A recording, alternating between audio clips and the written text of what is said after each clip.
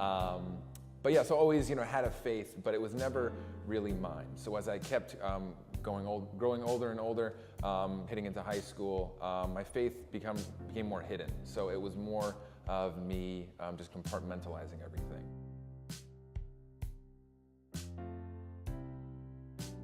I always thought that to be a baseball player, it means certain things. You need to walk this way, you need to talk this way, you need to dress, act, socialize. I always just envisioned this identity that I needed to fit myself into, me thinking if I fit myself there, I'm gonna set myself up for the most success. Everything was falling the way it should, right?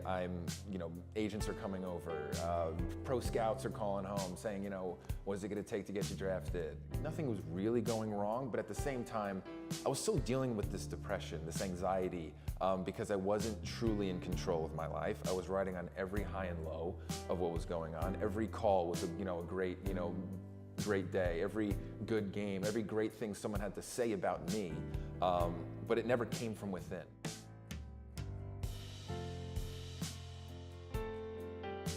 Comfortable with just myself. I was never, it was never like, God actually loves me. God likes me. I thought everyone was looking at me like, this kid is the American dream. This kid, is just scholarship for baseball, nice kid, gentleman, does all the right things. But that just was this perfection thing I was just chasing after. I was trying to control God. I was trying to do things that made success in my life. So previously, a week ago, I was authentic with God. I said a prayer. I, read a Bible, read a couple verses. It sat well with me. Had a great game. Okay, then let's repeat that. It's like, that's not how God is. But everything to me was this controlled journey because this is what God wanted me to do.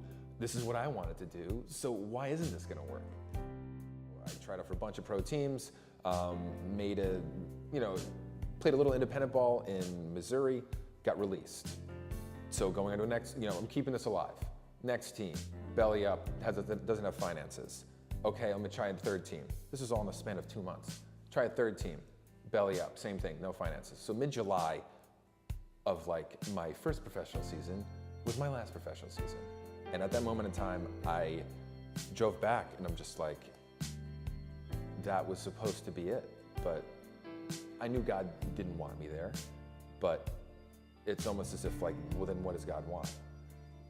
Finding out now, wants me, doesn't. We're all flawed, but we're all still loved. And I think it's just the love that makes the difference of knowing that God loves you and knowing it, not just, reading in a book, but knowing it. Believing that the love story he wrote is actually out there. It's not twisted by other people, by, all these, it's real. Being able to say, I surrender, opening your hands and saying, I can't do this.